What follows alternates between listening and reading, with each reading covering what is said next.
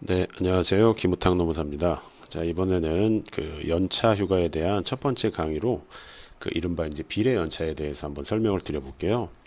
제가 지금 화면에 띄워놓은 요 본문은요, 제가 개인적으로 운영하고 있는 이 유튜브 채널 외에 그 네이버 블로그에 그 수지라 그리고 노동법이라고 치시고 그냥 수지라라고 치시게 되면 검색이 될 건데요. 거기에 연차휴가 백과사전이라고 하는 별도의 게시판이 있고요. 거기에 그 좀 저희가 주목해 볼 만한 판례와 행정해석의 이제 주요 요지 위주로 제가 이제 수록을 해놨고요.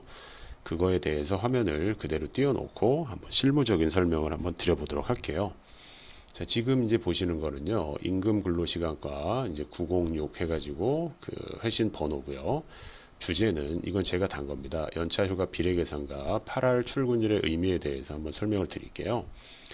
자, 내용을 한번 보시게 되면, 자, 근로기준법 60조 1항에서 우리가 알고 있는 15일의 연차를 정의하고 있거든요. 근데 1년을 꽉 채우셔야 되고, 8할 이상 출근을 했을 때, 원래 총역일이라고 하는 365일에서요, 법령 단체협약 취업규칙에 의해서 근로 의무가 없는 날, 뭐 대표적인 게 주휴일이 될 거고요. 토요일과 같은 휴무일, 비번일, 5월 1일, 이러한 것들을 원래 제외한 나머지 일수가 이른바 연간 정상적으로 근로 의무가 있는 날에서 용어를 연간 소정 근로 일수라고 합니다. 근데 이 내용을 이해하기 위해서는요, 이러한 어떤 일요일 같은 날들이 제로라고 가정을 하고 연간 소정 근로 일수를 365일로 보시는 게 일단 이해하기가 훨씬 수월하실 거고, 그리고 그 어떤 수학적으로도 그렇게 큰 차이는 없어요. 자, 그래서 365일이라고 보시고 근로자가 현실적으로 근로를 제공한 일수에서 출근 일수, 이렇게 그 비율 자체가 이른바 여기는 출근율이 되는 거예요. 그래서 이 출근율이 8할 이상일 때 당연히 연차 휴가가 15일부터 발생을 합니다. 자, 그런데 어떠한 사유로 출근 일수가 잘 보시면 연간 소정 근로 일수인 365일에 8할을 밑돈다. 그 밑에 있을 때는요, 본래 평상적인 근로관계에서 8할의 출근율을 충족할 경우, 그러니까 멀쩡하게 있을 때 산출되었을 연차 휴가일수 15일에 대해서 실질 소정 근로일수를 연간 근로일수로 나눈 비율, 이게 비례연차거든요. 자, 여기서 실질 소정 근로일수라고 하는 거는요, 어떤 거냐면요, 예를 들어서 이 해당자분이 이 사례처럼 쟁의행위를 만약에 했어요. 그리고 정당한 쟁의행위였습니다. 그걸 예를 들어 가지고 한 90일 정도 했다라고 가정을 한번 해볼게요. 그러면 그 90일을 빼면 그냥 더 쉽게 한 85일이라고 해볼게요.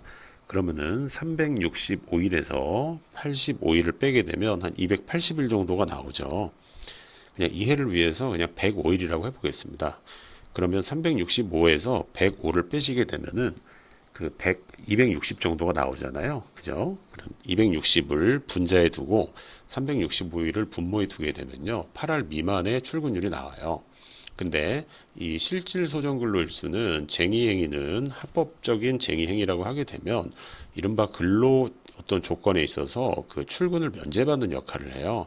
그렇기 때문에 그때는 실질적으로 나올 그 어떤 일수는 260일로 조정이 되기 때문에요. 그 비율을 곱해서 그 비례 연차로 조정한다는 얘기예요. 그러니까 15일을 가정을 하면요, 15일 곱하기 365분의 260, 이러한 식으로 부여하는 게 비례 연차고 그게 합리적이다, 이런 얘기예요.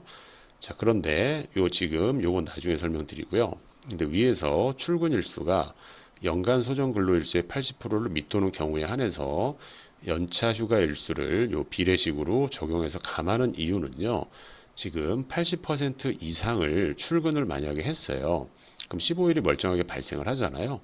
자, 예를 들어서 적법한 쟁의행위를 한 40일만 했다라고 볼게요. 그러면 대략적으로 365분에 325로 조정이 되거든요. 그럼 어쨌든 이 값이 1보다 작기 때문에 이걸 그 15일의 연차에 적용을 하게 되면 13점 몇으로 그냥 하락을 해버려요. 근데 냅둬도 320 며칠이라고 하는 거는 이미 8할 이상 출근에 도달을 한 상황이기 때문에 지금 멀쩡하게 15일을 받을 수 있음에도 불구하고 비례 조정하면은 안 된다라는 거거든요. 어떤 말씀인지 이해되시죠? 그래서 밑에 내용 보시면 연간 소정 근로 일수 80% 미만으로 출근하게 된 이유가 정당한 쟁의행위 등 근로 제공 의무가 면제됐기 때문이라면 이날을 결근으로 봐서 이거를 적용을 배제하는 거는 이제 불합리하다 이런 얘기예요. 자, 계속 읽어보면요. 특히 정당한 쟁의행위는요, 헌법과 법률에 보장된 근로자의 권리다 이런 말이 있어요. 자, 그리고 정당한 쟁의행위가 근로제공 의무가 면제된 기간이 여기 잘 보시면 단기간이어 가지고요. 얘를 제외하더라도 여전히 80% 이상이라면 1년간 80% 출근한 것이 명확하기 때문에 연차 휴가를 예를 들어서 15일을 다 줘야 된다라는 거예요. 그러니까 이러한 비례 원칙을 적용함에 있어서 바로 그냥 쟁의행위라고 해서 하면 안 되는 거고요.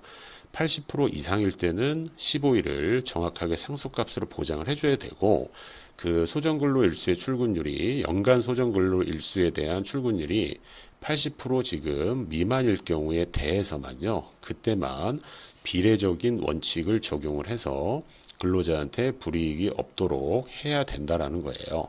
그래서 80% 이상까지 하면은 안 된다라는 문구가 계속 반복이 되고 있어요.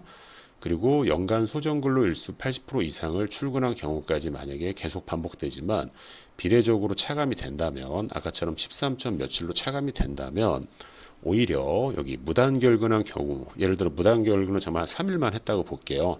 그래도 80% 이상이 되잖아요. 그럼 이때는 15일을 받아가는데 무조건 비례 계산을 하게 되면 오히려 휴가 일수가 더 적어지게 되는 불합리한 결과가 있을 거라는 얘기예요. 그래서 위로 다시 가셔가지고요. 여기 보시면 대법원 판결에서도요. 지금 뭐라 그러냐면 출근 일수가 연간 소정근로 일수 365일이라고 가정하면 8화를 밑도는 경우에 한해서 실질과 연간의 비율에 따라서 비례 계산을 하세요 라고 해서 이미 2013에 나와 있는 논리를 노동부 유권해석, 행정해석에서도 지금 받아들인 거예요. 그래서 다시 한번 정리 드리면요. 우리가 알고 있는 비례 계산은 정당한 쟁의행위나 사업주 귀책 사유에 의한 휴업 시에 계산이 들어가고, 혹은 나중에 설명드리겠지만 약정 육아휴직 같은 경우도 비례 계산이 들어가는데, 이러한 사유가 발생했다라고 해서 무조건 비례 계산을 하게 되면 아주 단타의 무단결근자보다 연차 휴가 일수가 더 줄어드는 불합리한 결과가 나오기 때문에 그렇게 하면 안 되고, 그 출근율 따질 때 분모를 연간으로 두고 출근율이 어차피 조금 덜어내더라도 8할 이상이라면 정상적으로 15일 이상의 연차를 생성하고요. 그 8할이 안 될 때 이 비례 계산 원칙이 적용돼야 된다는 거예요. 자, 그런데 이러한 정당한 어떤 사유가 아니라 개인의 무단결근으로 8할이 안 됐다. 이거는 당연히 60조 2항에서 그 한 달에 그 만근했을 때 하나씩만 생성해주는 그 논의가 있잖아요. 이게 여기 같은 조 2항에 따른 휴가는 일단 변론으로 하자 이거예요. 왜냐하면 지금 다루는 이 행정해석의 사례는 정당한 쟁의 행위일 때를 가정을 하고 얘기하는 거거든요. 자, 그래서 8할 이상이냐 미만이냐에 대해서 비교적 최근에 변경된 행정 해석이었고요. 이거에 대해서 그 8할의 의미를 잘 음미해 보시면 아마 이해가 되실 거라고 생각합니다.